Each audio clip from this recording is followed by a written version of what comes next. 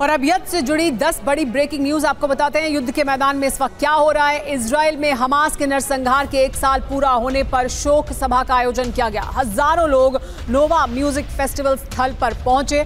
1200 मृतकों में बड़ी संख्या में लोग नोवा से ही थे।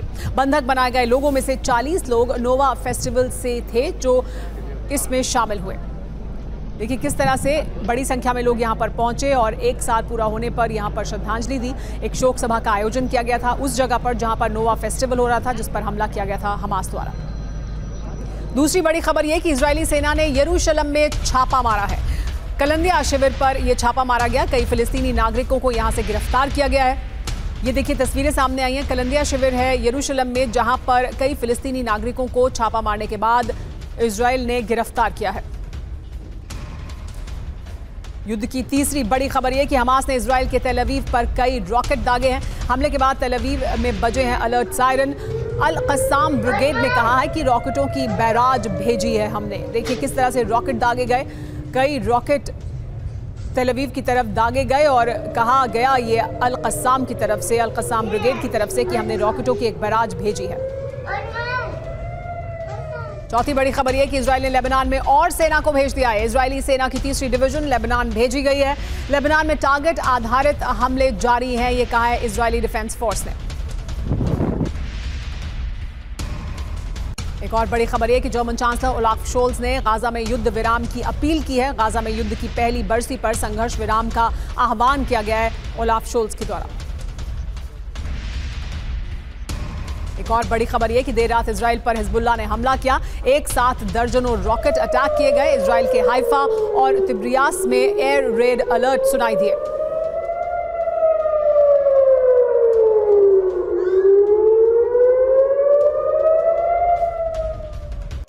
हाइफा की सड़कों पर रॉकेट से अटैक किया गया। हमले के बाद कई गाड़ियों को नुकसान पहुंचा है। सड़क से मलबा हटाने का काम शुरू कर दिया गया है। देखिए हमले के बाद किस तरह से कई गाड़ियों को नुकसान हुआ और यहां सड़क से फिर मलबा हटाने का काम शुरू किया गया।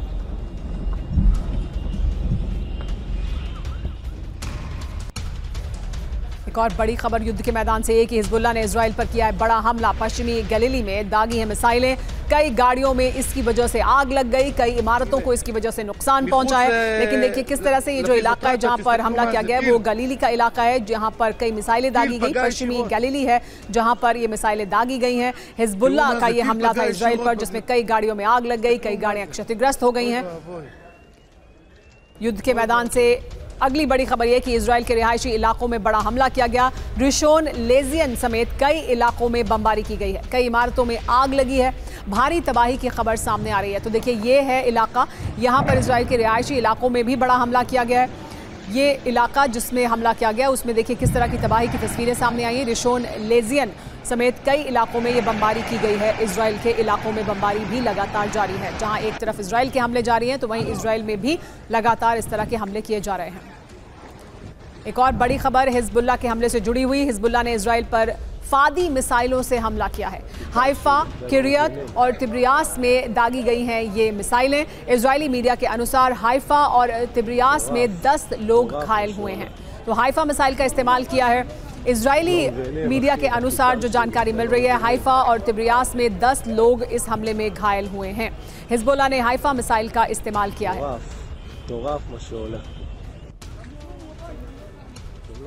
इजराइल में हमले का 1 साल पूरा हो गया है। श्रद्धांजलि देने के लिए हजारों की संख्या में लोग जुटे थे। जहां पर वो फेस्टिवल था जहां सबसे पहले हमला किया गया था 7 अक्टूबर को नोवा म्यूजिक फेस्ट में ये हमला हुआ था। 7 अक्टूबर 2023 को ये बड़ा हमला किया गया था। हमले में 1200 से ज्यादा लोग मारे गए थे। और वहीं उसी जगह पर जहां पर नोवा फेस्टिवल का आयोजन किया गया था, जहां हमास ने हमला किया, वहीं पर श्रद्धांजलि सभा का आयोजन किया गया था, जहां पर बड़ी संख्या में लोग जुटे और श्रद्धांजलि दी। शोक सभा का आयोजन यहां पर किया गया उन लोगों के लिए जो 7 अक्टूबर 2023 को हमास के हमले में मारे गए थे। 1200 से ज्यादा लोगों की मौत हुई थी।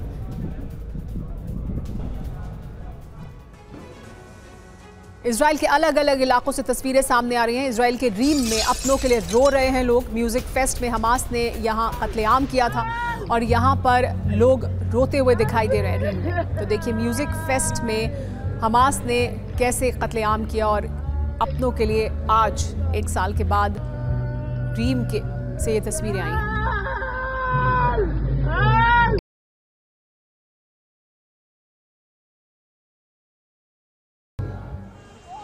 तो 7 अक्टूबर है आज, 7 अक्टूबर यानी युद्ध का एक साल। 7 अक्टूबर हमास का हमला हुआ था 7 अक्टूबर 2023 को। 8 अक्टूबर 2023 को गाज़ा पर एयर स्ट्राइक शुरू हुई थी और 7 अक्टूबर को यानी आज के दिन युद्ध को एक साल हो चुका है। ये युद्ध लगातार जारी है। गाज़ा में पहले एयर स्ट्राइक की गई, गाज़ा में हमले किए गए, इजराइल पर लगातार जो एक्सिस ऑफ रेजिस्टेंस है उनकी तरफ से हमले किए जाते रहे हैं और इजराइल भी लगातार सीरिया में, लेबनान में हमले करता रहा है। इस वक्त लेबनान में भी ग्राउंड ऑपरेशन चला रहा है। तो ये एक साल के दौरान इस पूरे इलाके में अस्थिरता बढ़ती गई है। युद्ध एक साल के बाद आज किस तरह का दिखाई दे रहा है वो भी हम आपको तस्वीरें दिखा रहे हैं। अब क्या हो रहा है वो जानना जरूरी है। अब ये हो रहा है कि हिजबुल्लाह ने गलीली में बड़ा हमला किया है। मिसाइल से गलीली में ये अटैक किया गया हिजबुल्लाह द्वारा। हमले के बाद कई गाड़ियों में आग लगती हुई दिखाई दी। तो हिजबुल्लाह हमले कर रहा है, इजराइल हिजबुल्लाह पर, लेबनान पर हमले कर रहा है और देखिए किस तरह से मिसाइल से गलीली में हमला किया गया है।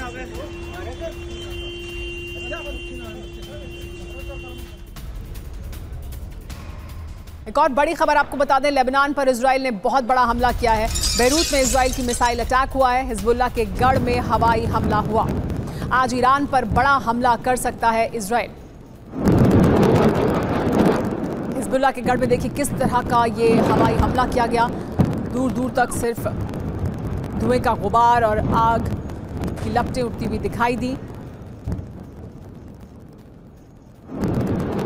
और ये कहा जा रहा है लगातार कि आज ईरान पर भी बड़ा हमला हो सकता है। यानी इजराइल आज ईरान पर भी हमले कर सकता है। ईरान के हमले का बदला लेगा इजराइल, ये कहा जा रहा है। और आज के दिन को कहा जा रहा है कि 7 अक्टूबर अहम दिन है क्योंकि एक साल पूरा हो रहा है उस युद्ध को जिसकी शुरुआत 7 अक्टूबर 2023 को हमास द्वारा किए गए हमले के बाद शुरू हुआ था। कहा यह जा रहा है कि अब ऐसा हो सकता है कि आज ईरान पर भी हमला किया जाए इजराइल द्वारा।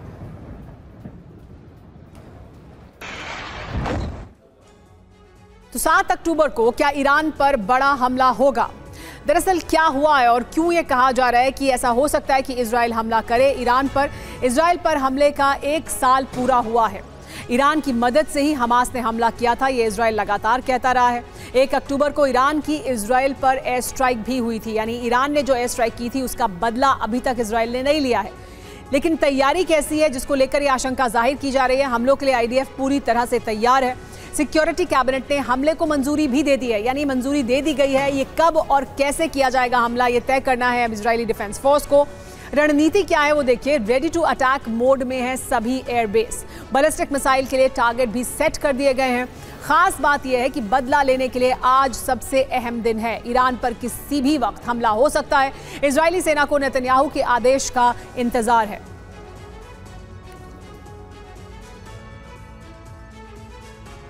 बेरूत पर इजराइल का विध्वंसक हमला हुआ है। एक और बड़ी जानकारी है कि हिजबुल्लाह के हथियार डिपो को नुकसान पहुंचा है। हमले में भारी तबाही का दावा किया जा रहा है।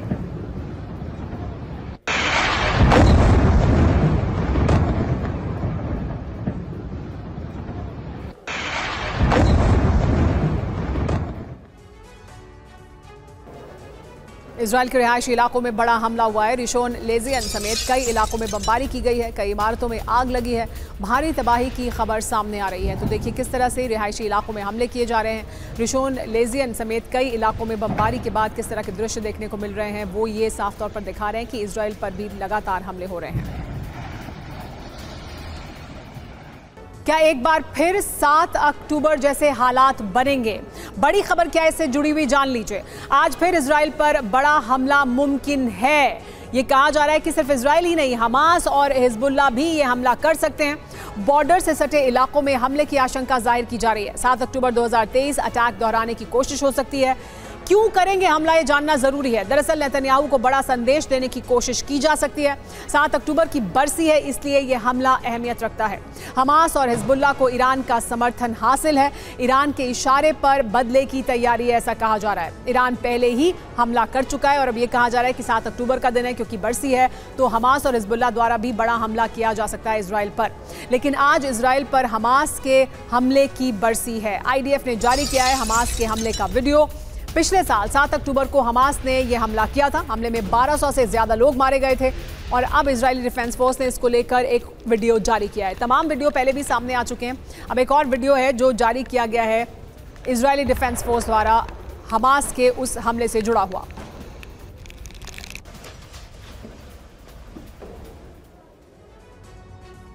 इस बीच बेरूत के दाइया में इजराइल की F-35 से बमबारी भी हुई है। दाइया के रिहायशी इलाकों में गिराए गए बॉम्ब हमले के लिए बंकर बस्ट बॉम्ब का इस्तेमाल किया गया। अल्लाहु अकबर,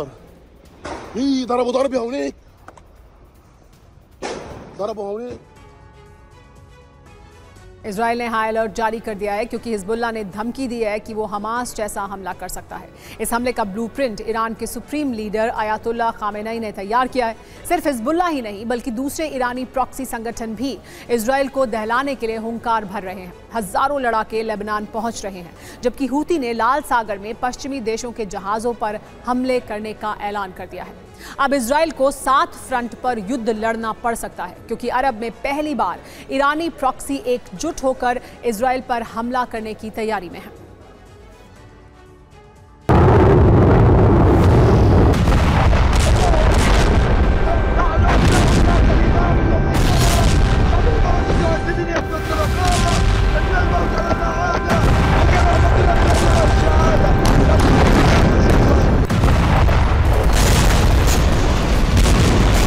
पिछले साल 7 अक्टूबर को मिले इजराइल के जख्म अभी भरे नहीं कि फिर से ईरानी प्रॉक्सी तबाही मचाने की धमकी दे रहे हैं।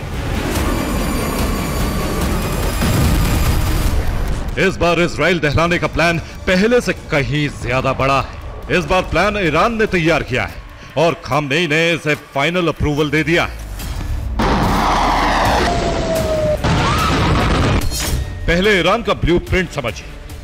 दरअसल खामनेई ने ईरानी प्रॉक्सी कमांडर्स के साथ मीटिंग की और हर कीमत पर इजराइल से नसरल्लाह की मौत का बदला लेने का फरमान जारी कर दिया और इसके लिए 7 अक्टूबर का दिन चुना है क्योंकि 7 अक्टूबर को इजराइल पर हमास ने जबरदस्त हमला किया था।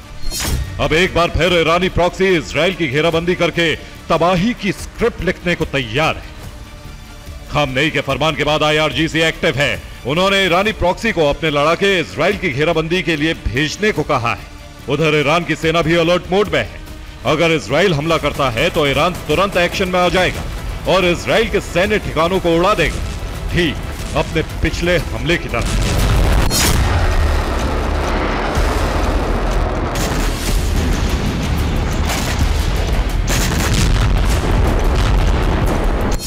जबकि इजराइल को इसका अंदेशा है, इसलिए 3 लेयर डिफेंस सिस्टम लगा दिया गया है। मोसाद के एजेंट उन तमाम देशों में जा घुसे हैं जहां से इजराइल पर हमला हो सकता है। इजराइल की तरफ से बयान जारी हुआ है, हम पूरी तरह से तैयार हैं। 7 अक्टूबर की बरसी आतंकियों का समूह हमारे देश में घुसने की कोशिश करेगा। हमारी सेना उन्हें कुचल कर रख देगी।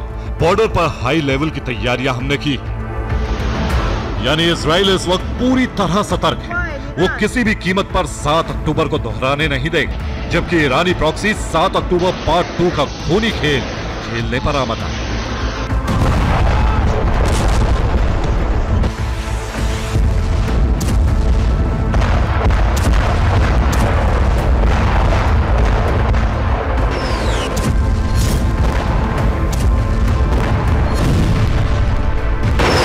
नसरल्लाह की मौत के बाद से हिजबुल्लाह लड़ाके आक्रोशित हैं। इस वक्त वही सबसे ज्यादा हमले कर रहा है। पिछले 48 घंटों में उसने इजराइल में 10 से ज्यादा जगह पर हमले किए।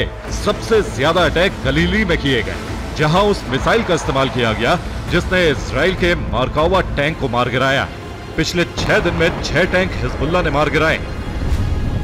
दूसरी तरफ हूती के लड़ाके बोट में बैठकर इजराइल की तरफ निकल पड़े, जबकि लाल सागर में पश्चिमी देशों के जहाजों को निशाना बनाया जा रहा है। ब्रिटिश ऑयल टैंकर पर हमला करने के बाद टास्क फोर्स पर रॉकेट दागे, जिसके बाद अमेरिका ब्रिटेन ने ज्वाइंट ऑपरेशन चलाया है और यमन में हूती ठिकानों पर हमले किए।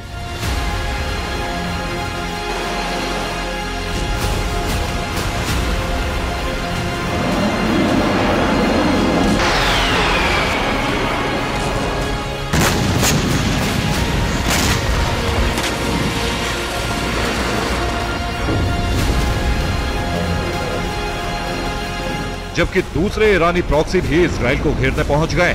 उत्तरी बॉर्डर के अलावा गोलन हाइट्स फ्रंट पर बड़ी जंग होने के आसार बन चुके हैं।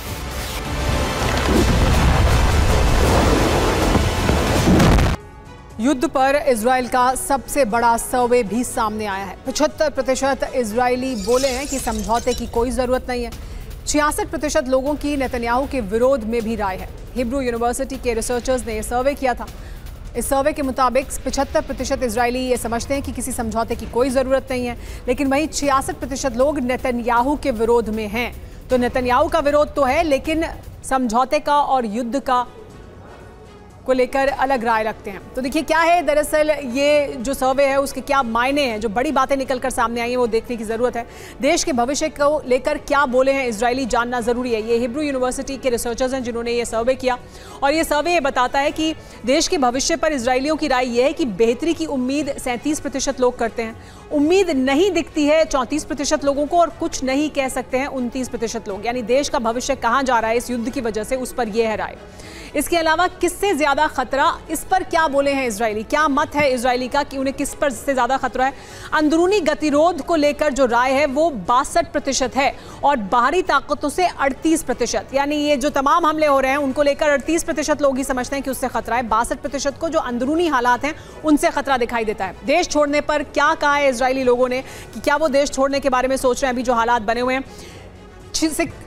67% कह रहे हैं कि कभी नहीं छोड़ेंगे, यानी वहीं पर रहेंगे। यानी बड़ी संख्या लोगों की ये मानती है कि वो इजराइल में कोई भी हालात हो इजराइल नहीं छोड़ेंगे।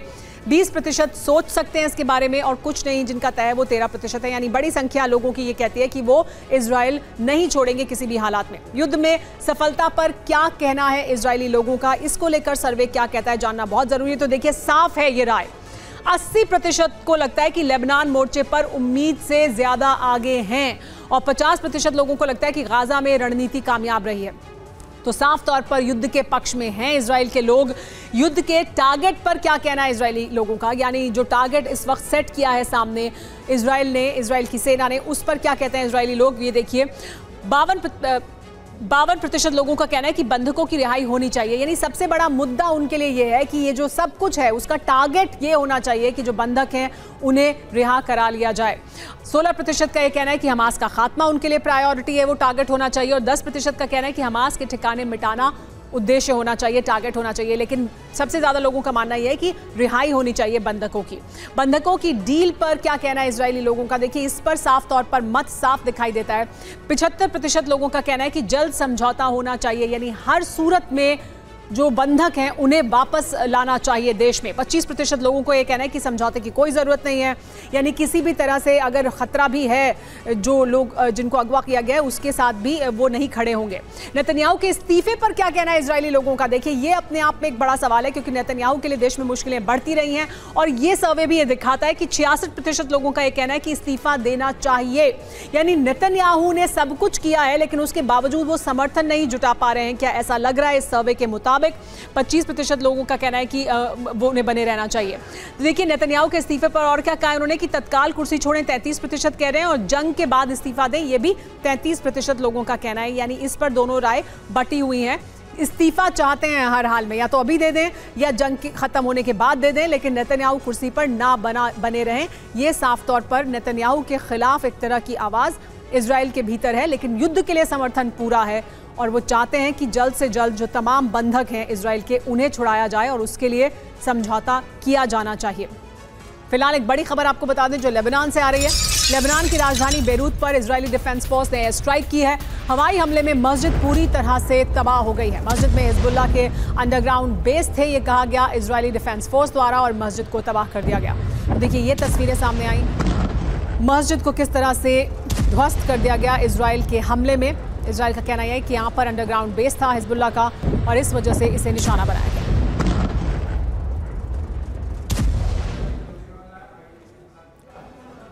इजराइल से ऐलान हो चुका है और ईरान पर एक बड़े हमले का काउंटडाउन जारी है, लेकिन सवाल है कि इजराइल कहां और कैसा हमला करेगा।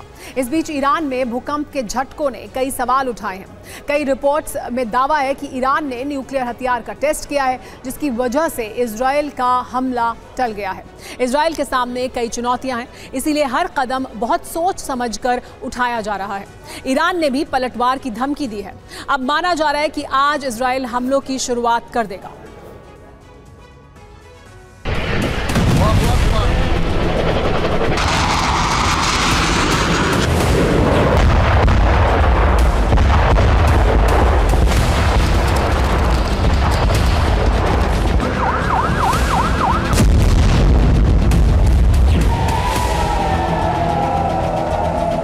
शनिवार की रात गजब की हलचल थी।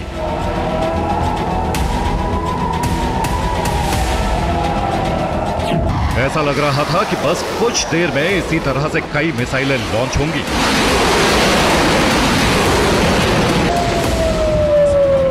बस कुछ देर बाद कई ड्रोन आसमान में नजर आएंगे।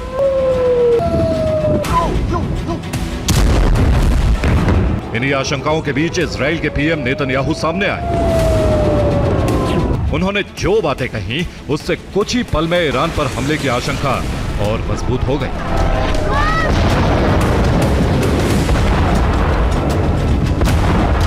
איראן כבר פעמיים שיגרה על שטחנו ועל ערינו מאות טילים, בהתקפת טילים בליסטיים מהגדולה בהיסטוריה. אף מדינה בעולם לא הייתה מקבלת התקפה כזאת על עריה ואזרחיה, וגם לא מדינת ישראל. इजरायली पीएम के संबोधन के बाद ही ईरान की सेना हरकत में आ गई। तमाम air defence high alert mode में आ गए।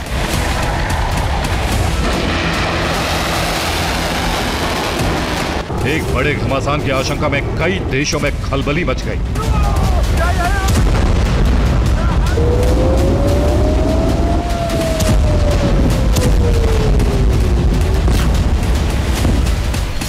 अरब देशों से उड़ने वाले विमानों ने रूट बदल लिया। ईरान की तरफ से आसमान में एक भी विमान नहीं गुजर रहा था। ईरान ने भी एक बड़ा ऐलान किया। ईरान ने पश्चिम दिशा में एयर स्पेस को बंद कर दिया। 9 अक्टूबर तक ईरान ने उड़ानों पर प्रतिबंध लगा दिया। यूएई और सऊदी की विमान कंपनियों ने खुद ईरान से दूरी बना ली थी। ईरान के इस कदम से साफ हो गया था कि इजराइल के हर हमले का जवाब देने की तैयारी। ईरान की मिसाइल लॉन्च के लिए तैयार थी, लेकिन ईरान इजराइल के पहले प्रहार का इंतजार कर रहा था।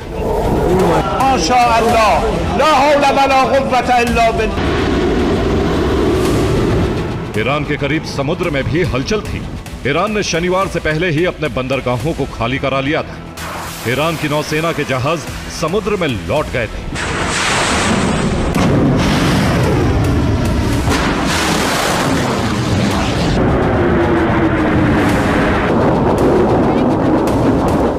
इसी बीच ईरान को खबर मिली कि ईरान के करीब अमेरिका के विमान रेकी कर रहे हैं।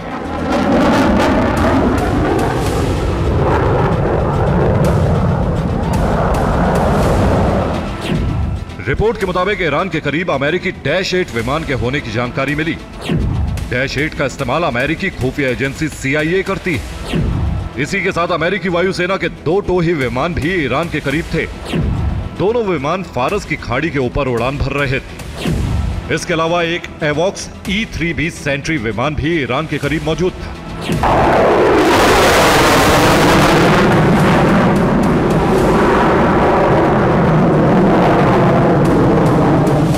अमेरिका के इतने जासूसी विमानों की मौजूदगी का मतलब यही निकाला गया कि इजराइल के हमले से पहले अमेरिका ईरान की तैयारियों की निगरानी कर रहा था। लेकिन तभी एक और बड़ी खबर है।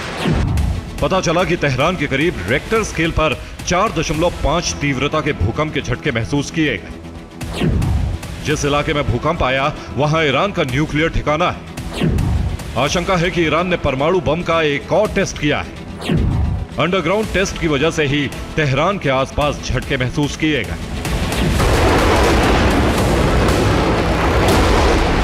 युद्ध का माहौल और हमले की आशंका के बीच ईरान में आए भूकंप को कुदरती नहीं माना जा रहा है। अमेरिका के इतने जासूसी विमानों की मौजूदगी भी ईरान में न्यूक्लियर टेस्ट की आशंका को मजबूत कर रही है। इन तमाम घटनाओं के बीच आखिरकार इजराइल की तरफ से ईरान पर हमला भी नहीं हुआ।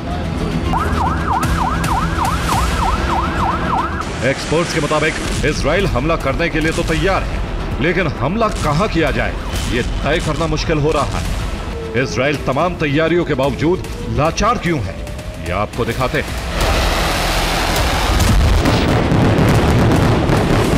हमास लीडर खलील अल हया की अपील सामने आई है। नौजवानों से हथियार उठाने की अपील की गई है। वेस्ट बैंक से लड़ाकों को एकजुट होने के लिए कहा गया है। 7 अक्टूबर पर हमास लीडर ने ये अपील की है।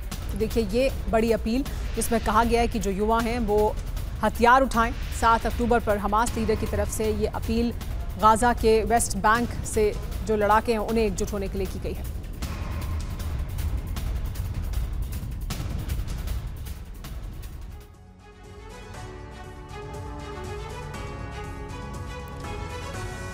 लेकिन 7 अक्टूबर के बाद कितने फ्रंट हैं जो खुले हुए हैं और कितने फ्रंट खुले हैं, अभी क्या हालात हैं वो देख लीजिए। एक तरफ गाजा है जहां पर हमास से जंग जारी है इजराइल की, लेबनान है जहां हिजबुल्लाह से जंग हो रही है इजराइल की। इसके अलावा ईरान, सीरिया और इराक के फ्रंट भी हैं। इराक में विद्रोही गुट, सीरिया में बद्र लड़ाकों से भिड़ंत है और ईरान के साथ जबरदस्त तनाव है। तो ये फ्रंट हैं जो 6 फ्रंट फिलहाल दिखाई दे रहे हैं, गाजा, लेबनान, यमन। बड़ी बात क्या है वो जान लीजिए। ईरान पर किसी भी वक्त हमला किया जा सकता है, जबरदस्त तनाव है और इसकी वजह से आज एयर स्ट्राइक हो सकती है, ऐसा कहा जा रहा है बार बार, क्योंकि 7 अक्टूबर है, 1 साल पूरा हुआ है हमले को लेकर। इजराइल ने अपनी तैयारियां पूरी कर रखी हैं। इजराइल की तरफ से बयान बार बार दिए गए हैं और ये साफ तौर पर कहा है कि वो चुनेंगे समय, अपने फायदे का समय, जब उन्हें लगेगा कि उन्हें हमला करना चाहिए, लेकिन ईरान को वो जवाब जरूर देंगे।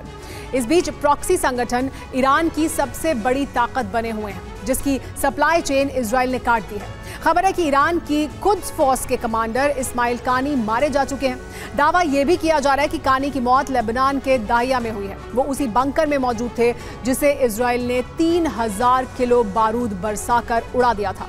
हालांकि अभी तक कानी की मौत की पुष्टि नहीं हुई है, लेकिन वाकई ऐसा है तो ये ईरान और उसके प्रॉक्सी संगठनों के लिए सबसे बड़ा झटका है।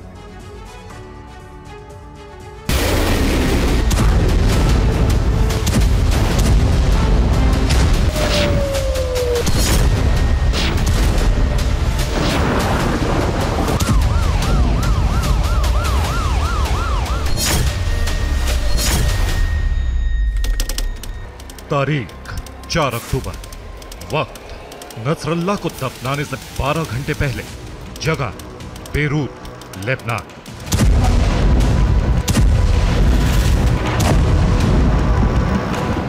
इजराइल एयरफोर्स ने बेरूत के दाहिया में बड़ी एयर स्ट्राइक की। एक के बाद एक 15 स्ट्राइक से पूरा इलाका दहल उठा।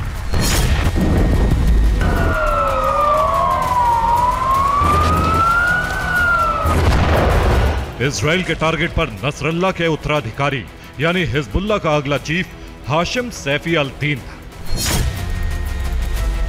जो हिजबुल्लाह के अंडरग्राउंड बंकर में मीटिंग के लिए पहुंचा था। हमलों में हाशिम सैफी की मौत का दावा किया जा रहा है, लेकिन अब जो खबरें निकलकर सामने आ रही हैं, उसने पूरे मिडिल ईस्ट को हिलाकर रख दिया है।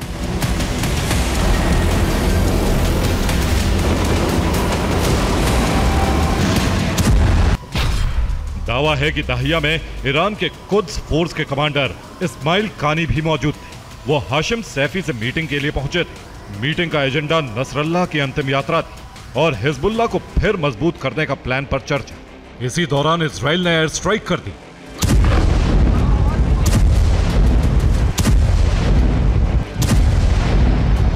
स्ट्राइक के वक्त अगर मीटिंग में कानी मौजूद था तो उसके जिंदा होने की उम्मीद बेहद कम है, क्योंकि इस मीटिंग में मौजूद Hezbollah commander Mohammad Rashid Saqafi और मोहम्मद यूसुफ अनीसी के मारे जाने की पुष्टि हो चुकी है।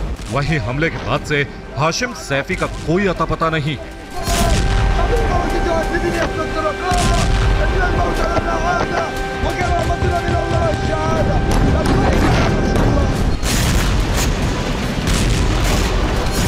हालांकि इस्माइल कानी जिंदा है या मुर्दा, इसकी पुष्टि अब तक नहीं हो पाई। कुवैत के अखबार अल जारिद के मुताबिक हमले में इस्माइल कानी घायल है। कानी के कंधे, छाती और सिर में गंभीर चोटें आई हैं। वहीं सऊदी अरब के अखबार ने सूत्रों से खबर दी है कि इजराइल हमले में कुद्स फोर्स का कमांडर इस्माइल कानी मारा गया है।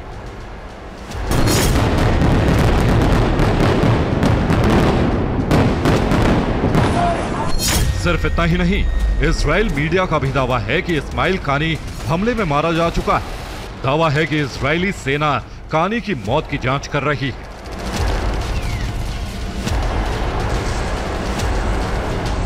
दाहिया में आईडीएफ का हमला अब तक का सबसे बड़ा बंका बस्टर हमला माना जा रहा है। दावा है कि इजराइल का यह विस्फोट नसरल्ला पर हुए हमले से भी बड़ा और विध्वंसक था।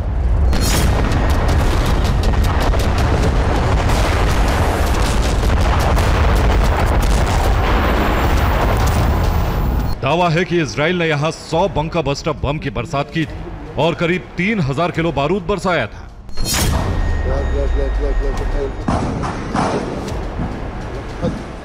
दावा है कि इजराइल के इतने बड़े हमले के पीछे यहां कुद्स कमांडर कानी का मौजूद होना था। लेकिन सवाल है कि हमले में कानी की मौत या घायल होने की खबरों का आधार क्या है? वो कौन सी वजह है जो इन खबरों को हवा दे रही है?